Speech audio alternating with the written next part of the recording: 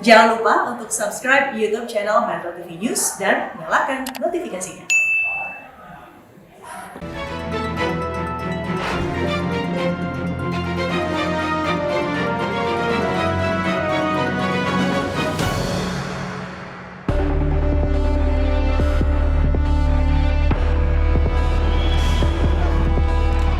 Yang datang ke Jakarta sini memang tujuannya untuk melakukan kerusuhan. Ada sekelompok yang kita kenal sebagai anarko ya, karena mereka menggunakan simbol bendera hitam. Ada gerakan-gerakan segelintir orang yang memang ingin menjatuhkan pemerintahan Pak Jokowi.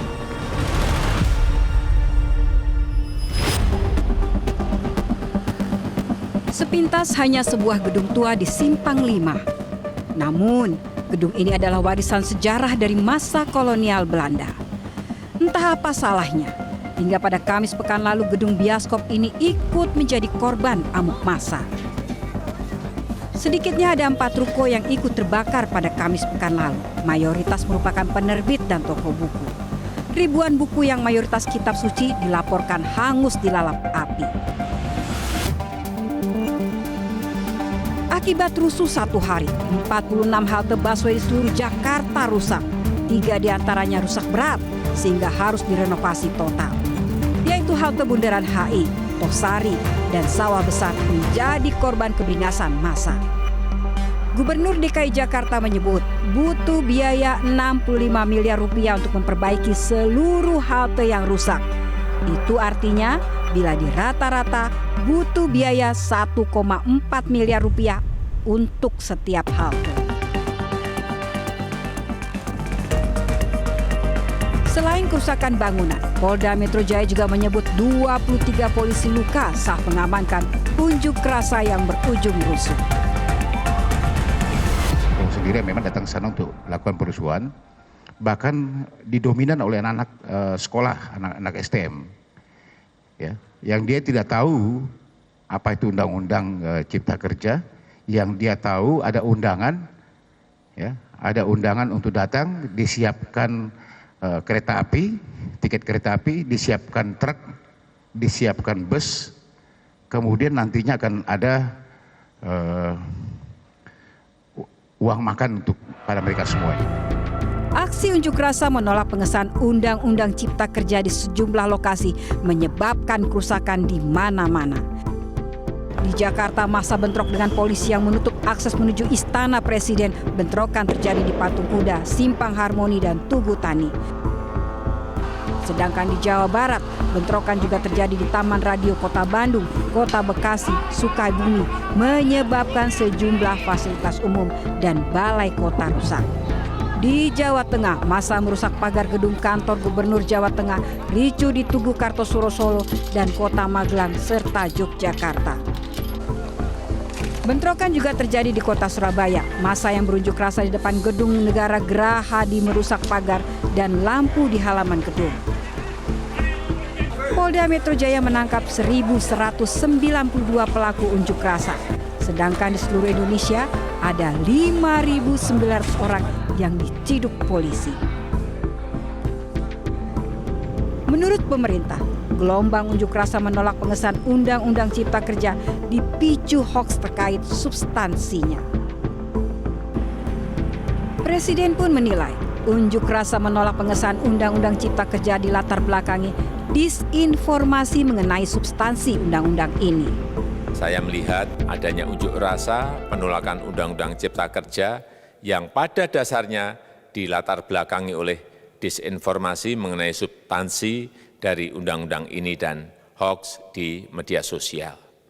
Jika masih ada ketidakpuasan terhadap Undang-Undang Cipta Kerja ini, silahkan mengajukan uji materi atau judicial review melalui MK, Mahkamah Konstitusi. Pengusutan menunjukkan banyak peserta unjuk rasa yang hanya ikut-ikutan, mereka terpancing undangan tak jelas asal-usulnya yang beredar di sosial media. Enggak, bisa diajak doang. Diajak doang ya? Diajak pokoknya ke Jakarta aja. Demonya sendiri tahu nggak soal apa? Kalau masalah demo, kayaknya sih masalah buruh doang Pak. Kayak gitu doang sih masalahnya Pak. Saya dengar kayak gitu. Tahu dari mana? Dari sosial media Pak. Sosial media. Fenomena yang sama ditemukan di sejumlah daerah. Di Surabaya, seorang pengunjuk rasa yang masih berstatus pelajar tak mampu menjelaskan apa sebenarnya substansi persoalan. Kamu kenapa demo ke Surabaya? Saya dari Lamongan, Bu. Saya iya, kamu kenapa? Kenapa? Saya ikut demo. Lah iya, kenapa? Karena saya rasa kebijakan yang ada di DPR, yang telah diambil DPR itu memang tidak sejalan dengan rakyat. Kamu tahu tak? Baca sekarang. Kalau kamu tahu, baca sekarang. Isinya apa? Isinya undang-undangnya, Bu. Isinya, Kita kalau baca isinya juga hafal, Bu. Nah ya itu masalahnya. Kita ada draftnya, Bu, kalau sampai sudah mau kamu lihat. jelasin. Nanti kamu tak cek kalau kamu benar. Kamu tak mintakan polisi, ampun. Tapi kalau kamu nggak benar, aku nggak mau. Karena kamu sudah merusak kota ini. Begitu pula di Semarang, Jawa Tengah. Gubernur Ganjar mengaku banyak peserta unjuk rasa yang hanya ikut-ikutan.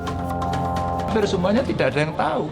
Ini demo apa nggak tahu, pokoknya ikut-ikutan, bareng-bareng, rame-rame. Di kota Jambi, polisi juga menangkap 27 pengunjuk rasa yang berstatus pelajar. Setali 3 uang, sejumlah pelajar di bawah umur juga terjaring polisi akibat mengikuti masa aksi. Kehadiran elemen di luar buruh dan mahasiswa dalam unjuk rasa menolak pengesahan Undang-Undang Cipta Kerja mematik tanda tanya. Apa motivasinya? Apa tujuannya? Dan siapa dalangnya?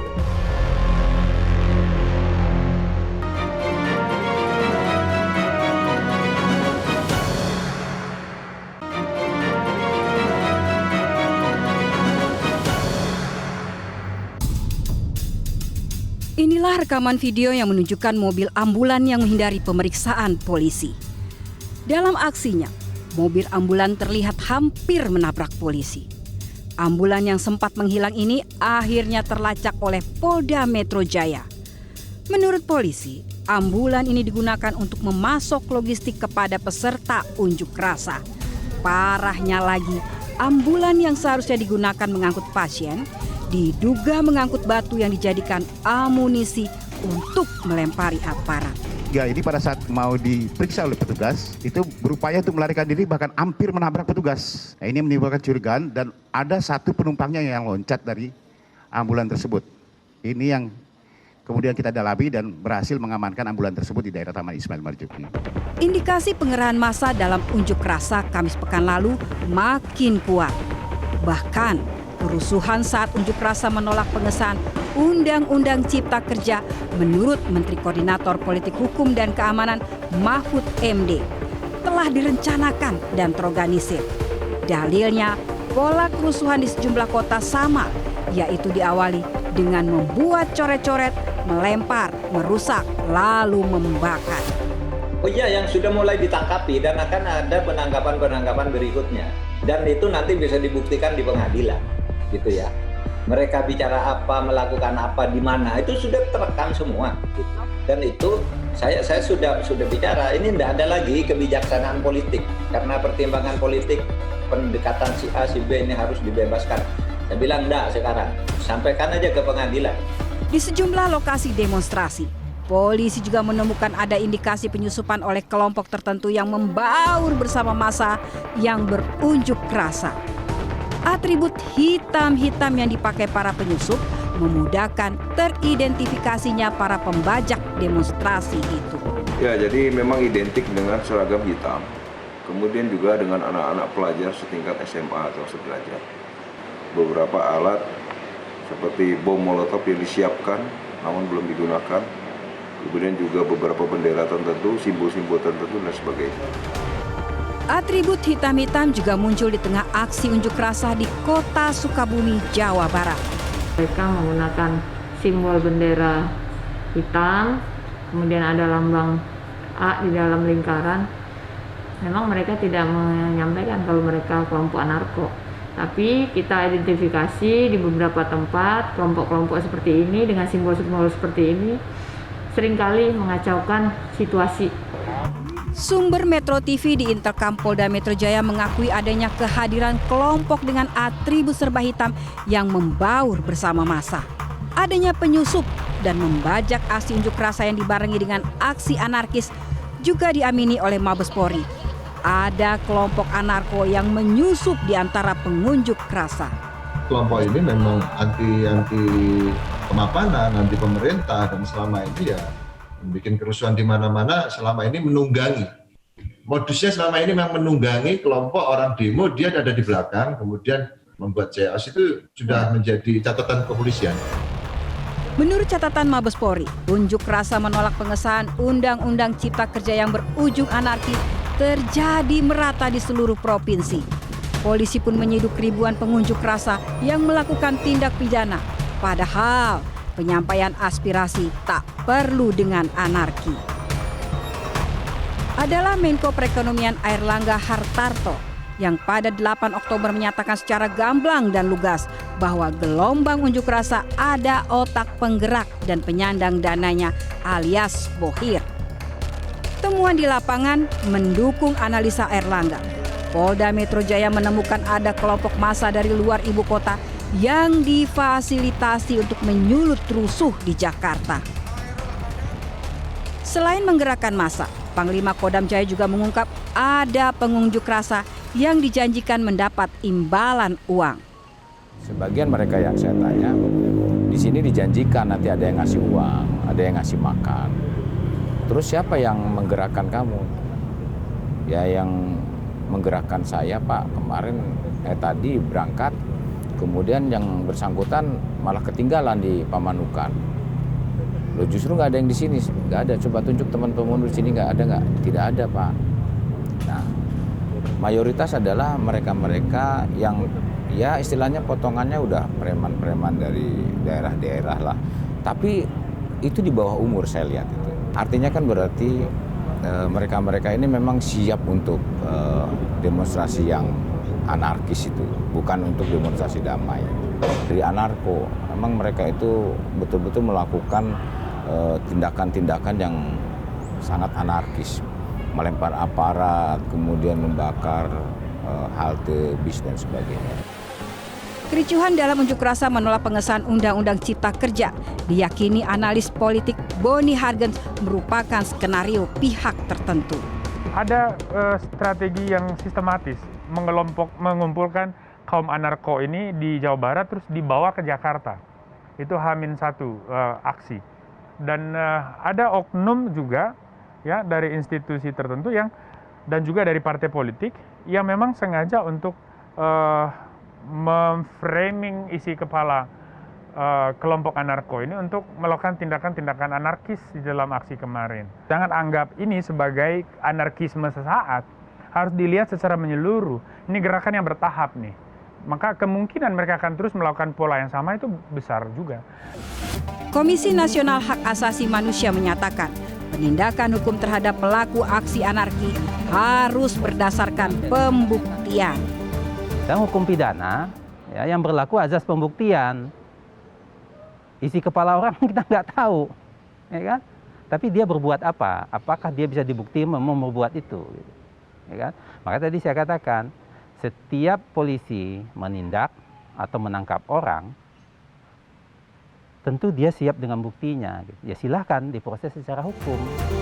Namun pengamat pertahanan keamanan Muradi menyatakan anarko adalah organisasi cair yang tak mudah dideteksi.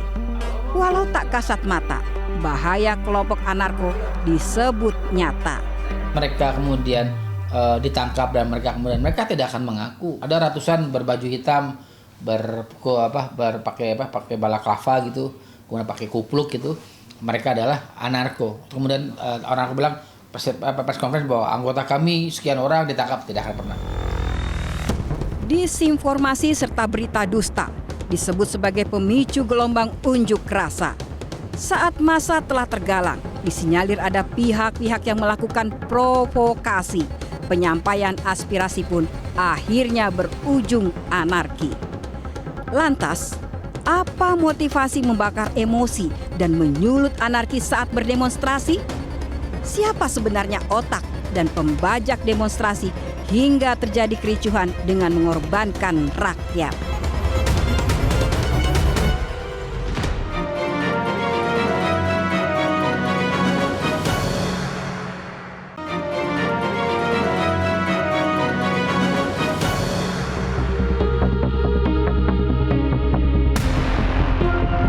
Inilah ke-9 tersangka penghasutan demo tolak Omnibus Law yang berakhir anarki pada 8 Oktober 2020 lalu. Para tersangka itu diantaranya merupakan petinggi koalisi aksi menyelamatkan Indonesia alias KAMI, yaitu Ketua KAMI Medan Khairi Amri dan petinggi KAMI Sahganda Nenggolan, Jumhur Hidayat, dan Anton Permana.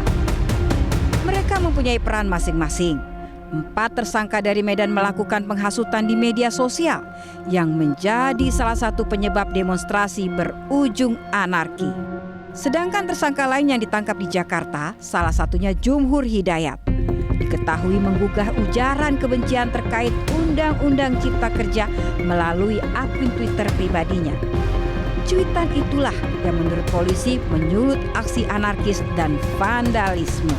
Dan yang bersangkutan kita kenakan pasal 28 ayat 2, kita juntukan pasal 45A ayat 2 Undang-Undang Nomor 19 Tahun 2016 tentang ITE, dan juga pasal 14 ayat 1 dan 2 dan pasal 15 Undang-Undang Nomor 1 Tahun 1946.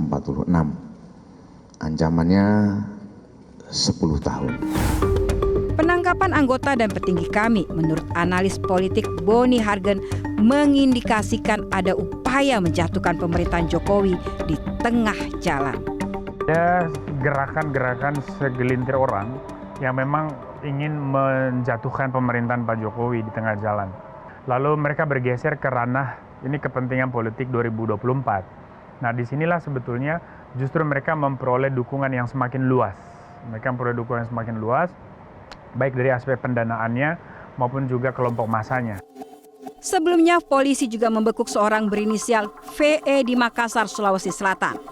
VE juga tersandung kasus hoaks terkait Omnibus Law dari testimoni para peserta aksi. Hoaks dan ajakan bahkan hasutan di media sosial menjadi metode ampuh menggalang massa. Memang tidak semua peserta pengunjuk rasa adalah buruh dan mahasiswa. Ada pula pelajar dan orang-orang yang tak jelas asal-usulnya. Pertanyaannya pun muncul, benarkah kericuhan pada saat demonstrasi itu merupakan hasil karya pasukan bayaran? Saat polisi menyisir anarko dan KAMI untuk mencari dalang anarki di media sosial sempat diramaikan dengan tudingan Partai Demokrat sebagai dalang unjuk rasa Omnibus Law. Tentu saja, Ketua Majelis Tinggi Partai Demokrat pun membantah tudingan yang diarahkan ke partainya. Kalau tiba-tiba kemarin saya dituduh seperti itu, tidak baik. Tidak baik kalau negeri kita makin subur fitnah, hoax, tuduhan-tuduhan tidak berdasar. Saya juga nggak punya niat, tidak terpikir untuk melakukan sesuatu yang menurut saya tidak tepat saya lakukan. Demokrat dituduh mendalangi ini itu sama dengan kami ingin menghancurkan apa yang sudah kami lakukan dulu. Jadi lagi-lagi saya pikir sebagai bangsa yang besar, menginginkan bangsa ini lebih maju ke depan, lebih bagus yang menuduh itu lebih bagus introspeksi. Namun, lain lagi analisa Menteri Pertahanan Prabowo Subianto. Dalang di balik ricu unjuk rasa Omnibus Law menurut pengamatan Menhan adalah kekuatan asing yang ingin menghancurkan Indonesia. Saya punya suatu keyakinan ini justru berasal dari luar negeri. Ada kekuatan-kekuatan asing, ada negara-negara tertentu di dunia yang tidak pernah suka Indonesia aman dan maju. Siapa sesungguhnya sang sutradara di balik aksi unjuk rasa Omnibus Law?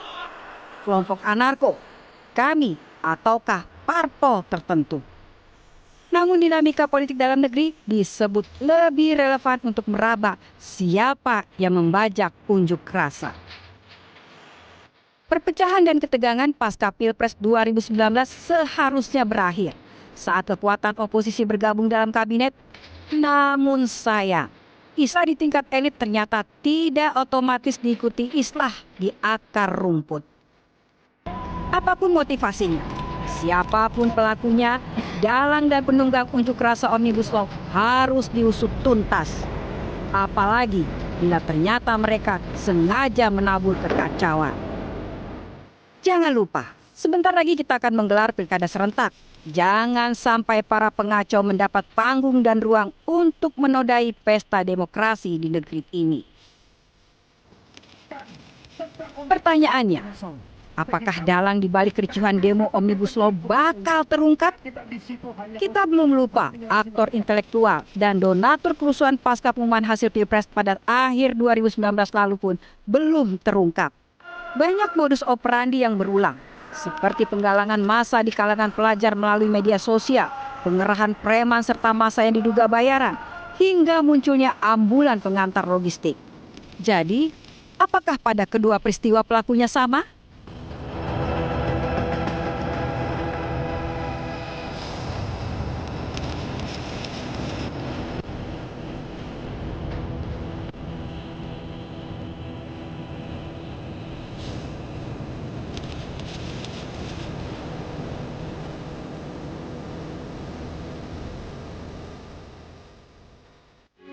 Metro TV, knowledge to elevate.